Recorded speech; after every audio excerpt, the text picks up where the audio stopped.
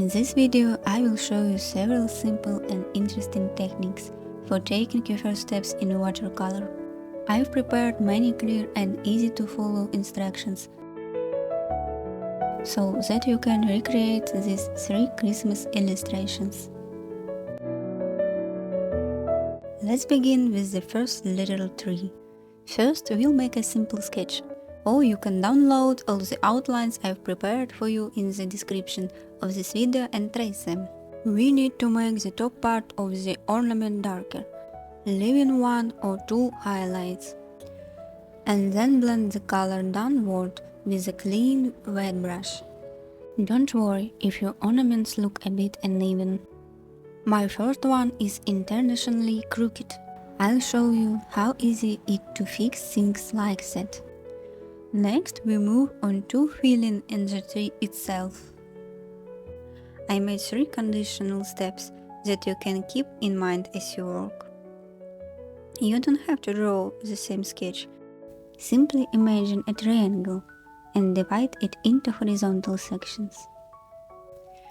For the distant branches, use a cool green or even indigo. The important thing is that the color is light and transparent. We'll fill the center of the tree with a warmer green. You can mix it with a yellow shade to make it even warmer. At this stage, you can gently correct any leaks or uneven areas. I made a small hint on the left side of the screen showing exactly how I make the brush stroke so the branches look fluffy. If one of the ornaments turned out very crooked, you can always place some branches partially over it. That's what I did in the third version. Add branches under each ornament as well to create dimension. And then I fill the tree with a light green shade, keeping a horizontal direction.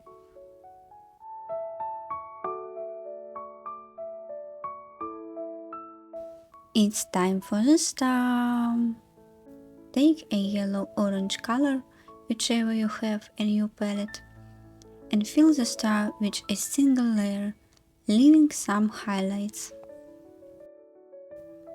Then, with an even more transparent green, you can add a few branches in the lighter parts if you feel like adding more detail.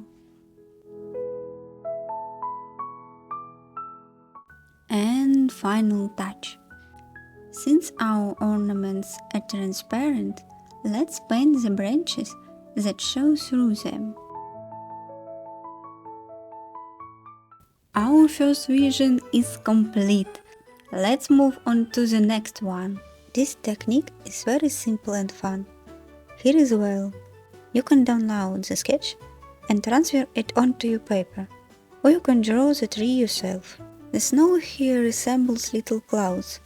First we paint a semi-transparent layer, then add a shadow to the lower part.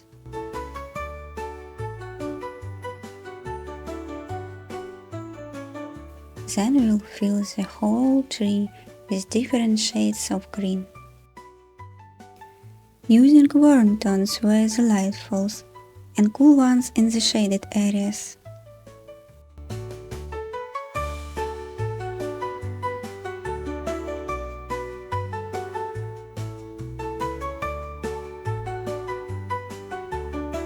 Now, let's fill in the shadows with gentle curved brush strokes.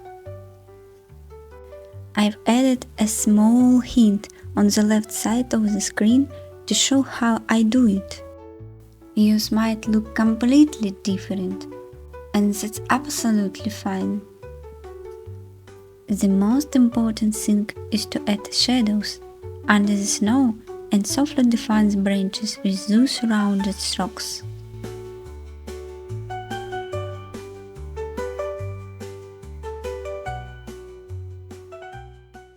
And it's done!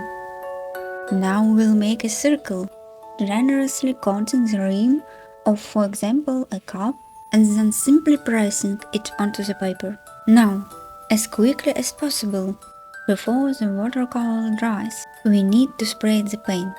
There's a little hint on the left side of the screen. We'll add a light shadow diagonally on the top and bottom, leaving highlights in the same spots, and keep the center transparent, as simple and fast as possible. After our ornament has dried, I take a clean wet brush and moisten the area in the middle. At the bottom, we leave a hard edge so that future trees don't spread down into the snow.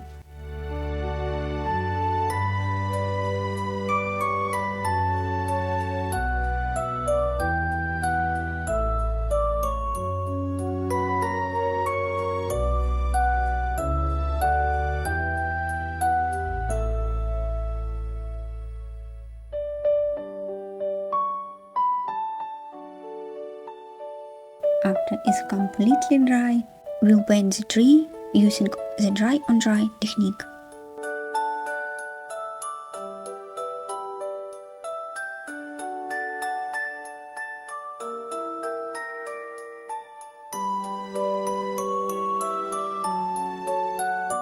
Next, we'll paint the bow. First, I'll show you a simple example of how to paint transparent ribbons. Step 1. Fill everything with a light semi-transparent shade. Step 2. After it dries, fill all the areas where the ribbons overlap. Step 3. With a richer color, paint the edges that are closer to us and not covered by the ribbon. And one more important point. At the top, I showed how a dynamic outline looks. It alternates between thin and thick lines. And below, you can see how the drawing loses its lightness when the line is the same all the way through.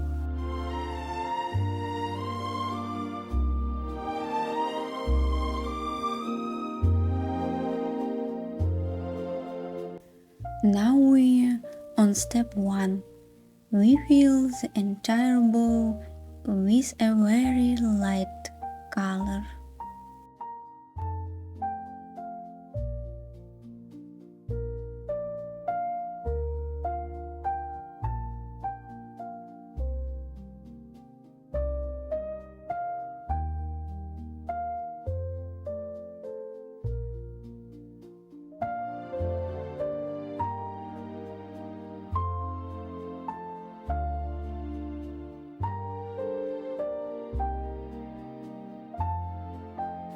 And after the first layer is completely dry, step 2. We fill on all the areas where the ribbons overlap.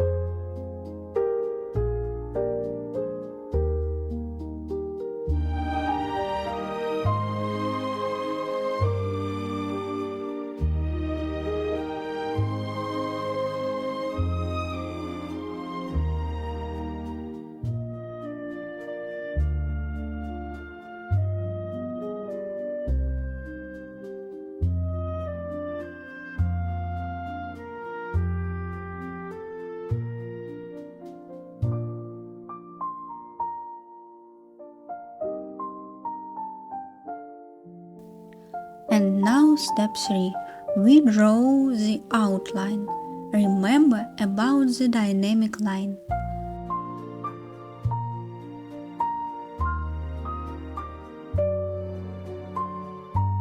I apply the paint, and then with a clean semi-dry brush, I gently blend the color toward the center of the bow.